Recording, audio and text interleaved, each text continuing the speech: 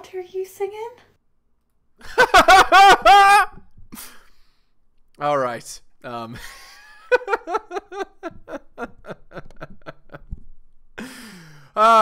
Just some cultural ills to start us off.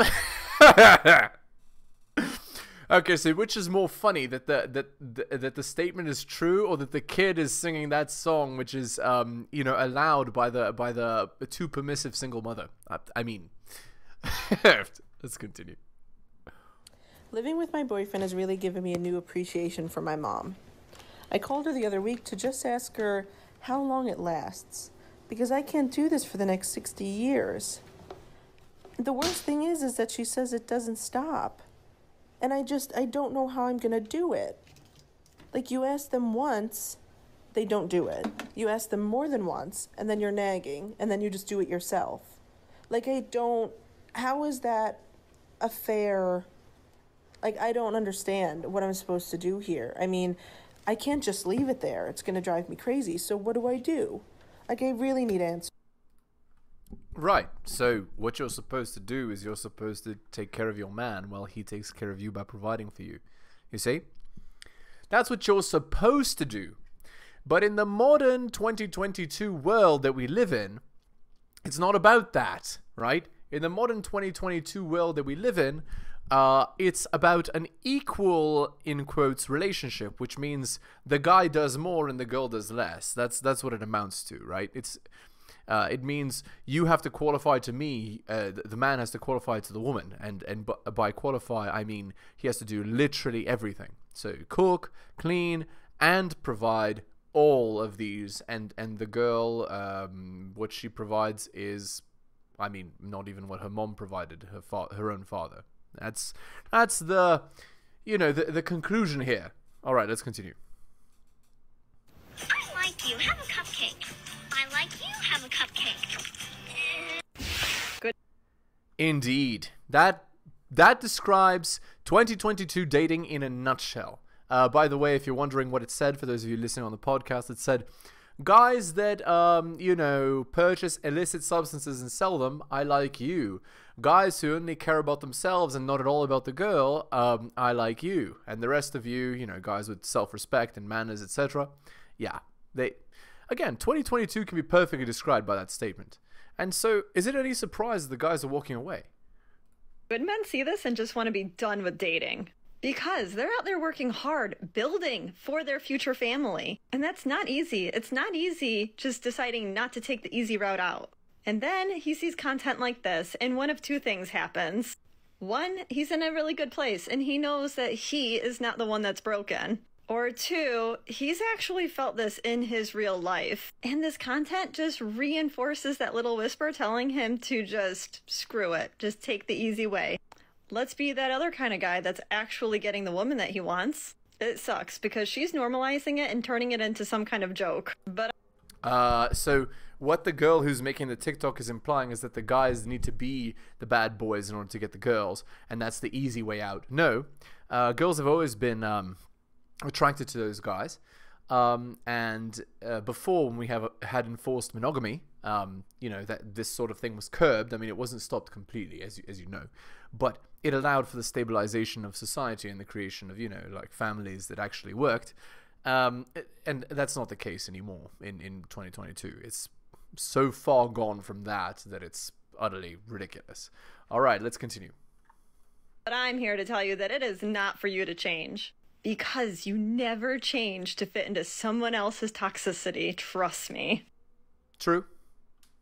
Hey guys, so today I'm in a Ford Mustang in 2012, and I'm going to be reviewing the seats and the inside of the car. So the seats are very nice, cozy, leather. In the inside of a Mustang, I know they seem very small, but they can haul some pretty big objects in here, so don't be afraid. And I approve. Bye now. Okay, so again, for those of you not watching, the girl was revealing a lot with her outfit, and that's basically like, as a guy, you can't just wear a low-cut top and then make a video like this and have 1 million people watch it, right? But, girls that are in the, 18 to 23 years, they can do that. And they can get 1 million views and sponsorships and support, and This is where you get the idea that women live life on easy mode and men live like they live it on recruit difficulty, whereas men are living on hard mode or extreme mode, right? Depending on their height. Hello and welcome to the Helios blog. My name is Helios, here for another reaction video. If you're new to the channel, liking the content, please hit the sub, hit all for notifications. And if you'd like to support me, I do have a Patreon with exclusive content. It's patreon.com/theheliosblog. Just subscribe to any tier, any level of support is appreciated. Let's continue. Just a quick little note for the ladies. Men are like tissues. They're disposable, okay? You use a tissue, it gets dirty, you throw it out, right? A man comes into your life, he does you dirty, toss him out.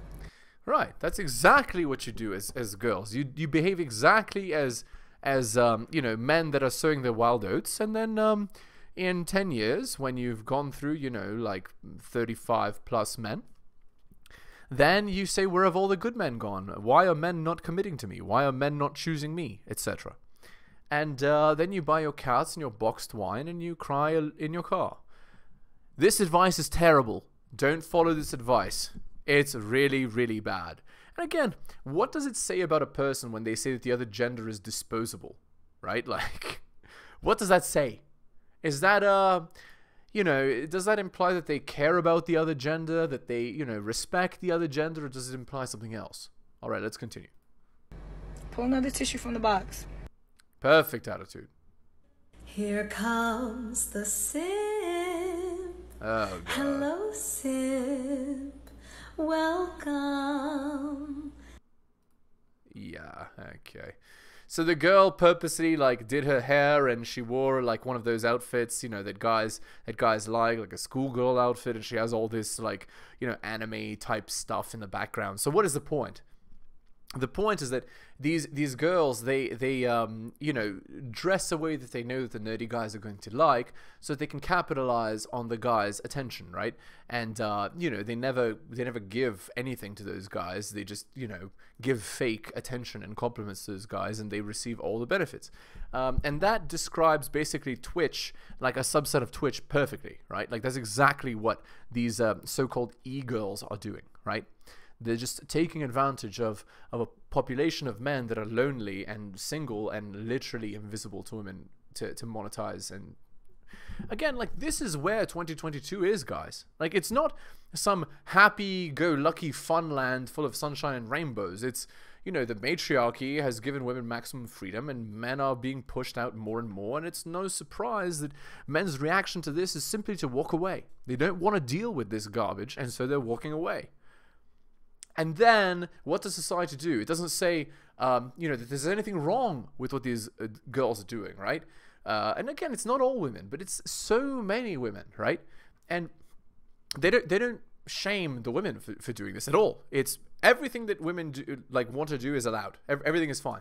But for men, oh, if the man don't step up and if they don't do what they're supposed to do, you know, protect, provide, provision, parental investment, if they don't do it, oh, they're deadbeats, they're terrible, right?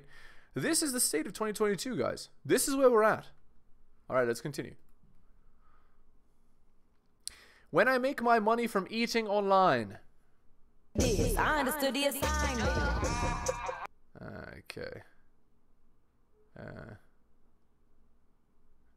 I am looking for a sugar daddy with a boat. I repeat, a sugar daddy with a boat. I'm looking for an allowance of $200 a week to start. If you have any other greater offers, I would really... Okay. And of course, this is satire, right? But like, again, what is this sort of thing implying, right? Like, it's like, instead of choosing men that are going to actually, you know, protect them, provide for them, be nice to them, you know, support them, etc. What are they doing? They're creating de facto harems for these men that have enough money to afford multiple sugar babies, right? It's literally like feudalism, right? By another name, right? They're actively encouraging the creation of, it's effectively capitalism, right? But it's capitalism for bedroom fun. So a very tiny percentage of men at the top are getting like all of the attention, all of the sugar babies, so to speak, etc. And the rest of the men have nothing. That's literally where we're going, guys. That's where we're at. All right. Let me read you an article by Rollo here. This is so again, Rollo Tomasi is the author of these, and again, check him out. I'm just going to read this article because it's a great way to break up the video, and also what he has to say is very important for men. So here we go. Imagination. A woman's imagination is the single most useful tool in your game arsenal. Every technique, every casual response, every gesture, intimation, and subcommunication hinges on stimulating her imagination. Competition anxiety relies on it. DHV relies on it, which means demonstrating higher value. And bedroom fun tension relies on it. Call it caffeinating the hamster, if you will. But stimulating a woman's imaginings is the single most potent talent you can learn in any context of a relationship. Whether you're spinning plates, whether you're having, one-night stands, friends with benefits, if you're doing like a serious relationship. This is the single greatest failing of average men. They vomit out everything about themselves, divulging the full truth of themselves to women in the mistaken belief that women desire that truth as a basis for qualifying for their intimacy. Learn this now. Women never want full disclosure. Nothing is more self-satisfying to a woman than to think she's figured out a man based solely on her mythical feminine intuition, her imagination. When a man overtly confirms his character, his story, his value for a woman, the mystery is dispelled, and the biochemical rush she enjoyed from her imaginings, her suspicions, her self-confirmations about you are gone. And normal guys classically do exactly this on the first date and wonder why they get let's just be friends promptly after. This is why familiarity is anti-seductive. Nothing kills game, lust, and libido like comfortable familiarity. Despite their common bleating filibuster tactics, women don't want to be comfortable with a potential partner. They need their imagination stoked to be excited, aroused, and anxious to want bedroom fun with a potential partner.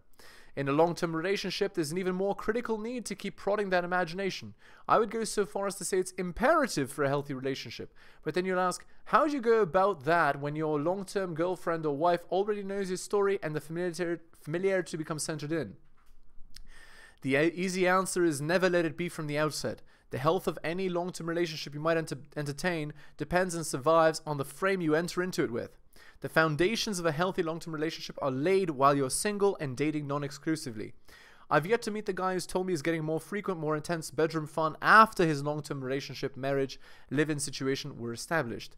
The primary reason for this is the relaxation of the competition anxiety that made the urgency of sleeping with lustful abandon in your dating phase an imperative to get you to commit to her frame. And that's the crux of the matter that so many guys fail in. They surrender the frame before they commit to a long-term relationship.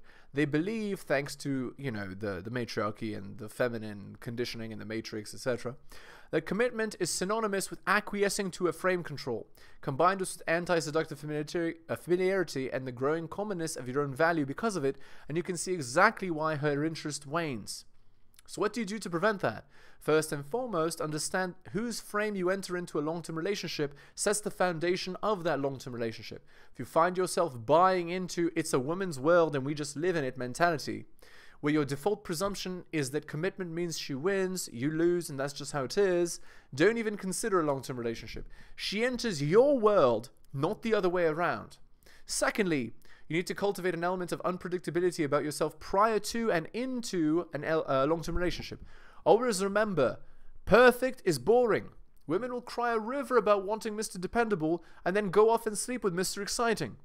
In a long-term relationship, it's necessary to be both, but not one at the expense of the other. Too many married men are terrified to rock the excitement boat with their wives because their bedroom fun lives hang in the balance of placating her in an already preset frame.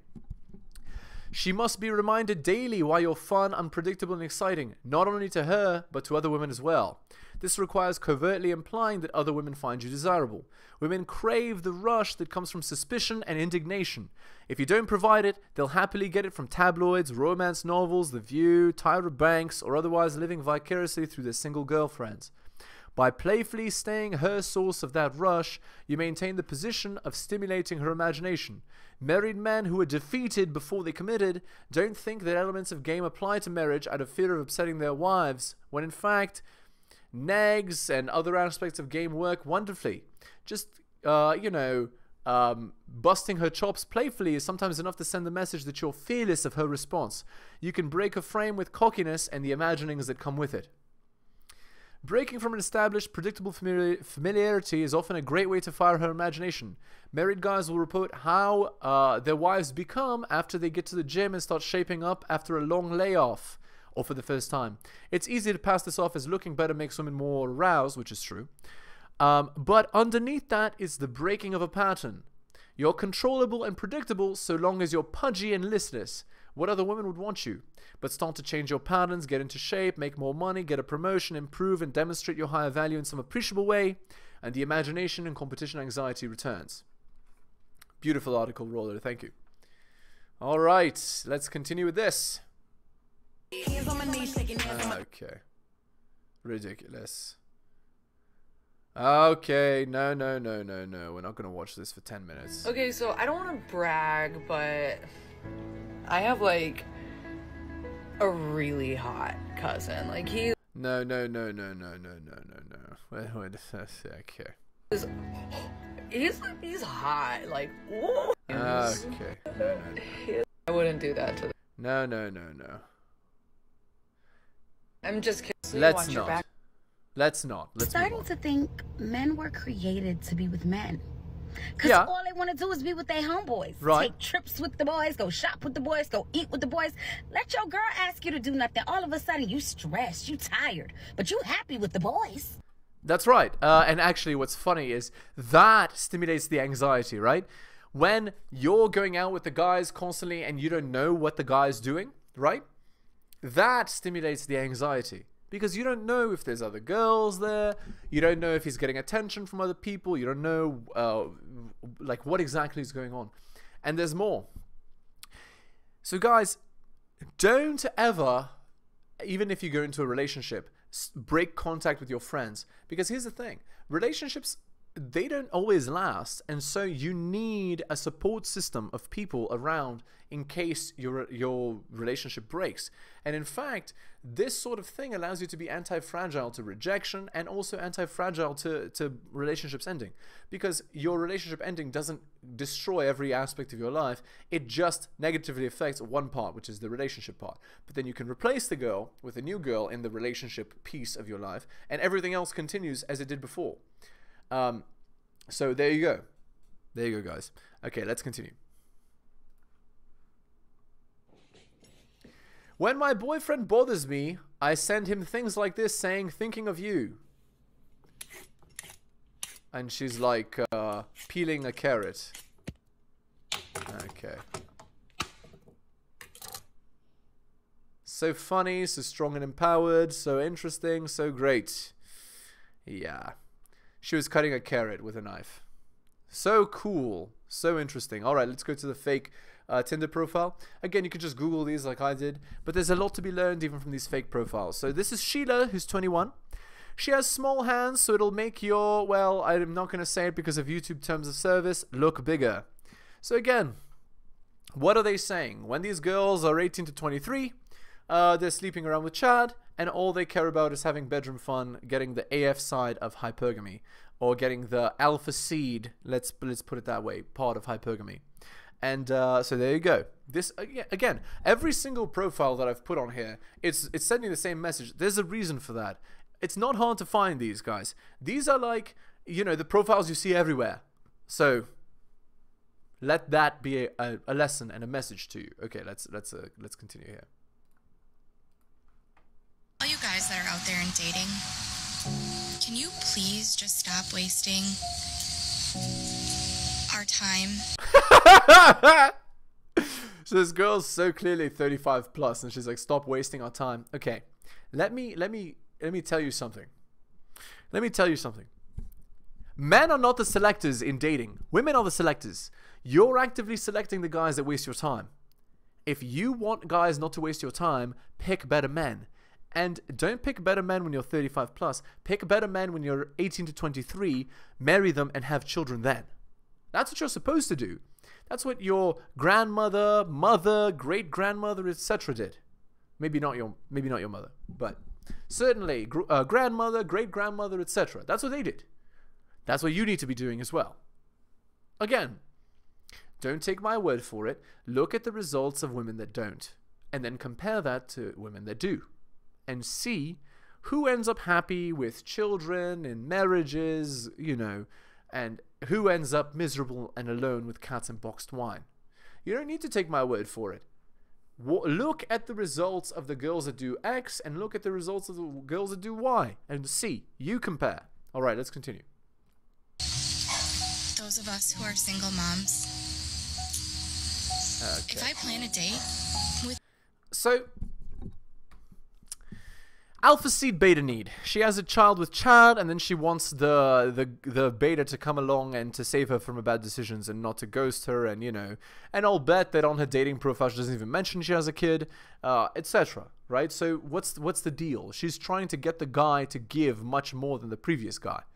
So what the other guy got for free, this next guy has to commit like a ton of time, attention, affection, commitment, etc. Why should that guy give up his entire biological strategy for you? That's the question you should be asking. Why would a guy choose you? What are you providing to make him make that decision? That's shoutouts to Kevin Samuels, by the way. He was the one that said things like this. With you, or you plan a date with me? Most likely, I found a babysitter. Okay, let's continue. These guys label high maintenance as needy girls who are asking for too much. But in reality, I think it's the guy not being able to accommodate for the girl, even though she's clearly communicating what she needs.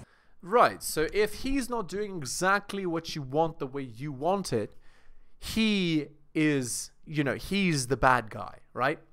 So what is the girl saying? She's saying, if the guy is not in my frame, he's not accommodating, right? So again, she's starting the premise off with this, that in a relationship, I need to be in control, I need to be the leader, right? So so again, this is starting from the wrong premise. This girl doesn't understand her place in a relationship. You're not the leader. You don't control the frame. You're not the boss of the relationship. If you're coming from this frame, it means you want to rule the relationship. This means automatically that guys that actually are worth, you know, stuff, that guys that are valuable, they're going to move on to the next girl, because no guy wants to fight and struggle and work hard and be strong only to come home to a girl that then tells him what to do as though she's his boss. It's an utterly ridiculous notion that a guy who has to work hard to be a powerful man should then come home and be dominated by his wife. You don't spend all this time becoming a dominant man to then give up all that power. Do you understand what I'm saying? Men want women who are fit, feminine, submissive, cooperative, and bedroom fun loyal. And this girl here, by what she's saying, is demonstrating that she's not those things. So, and then she's complaining that the men that she wants, Chad, that they're not exactly what she wants, submitting to her. What a ridiculous notion. This comes from the egalitarian equalist idea that men and women are the same and so should have an egalitarian relationship. But by her implication, the egalitarian relationship is one where she rules. Like, it's just nuts, guys. All right, let's continue. Homegirl trying to sneak in. I thought this was serious shit, dog. Go away all the way. Homegirl trying to sneak in this shit.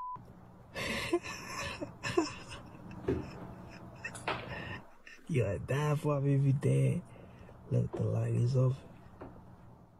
Bro, she changing, bro. Wasabi. Oh, god damn.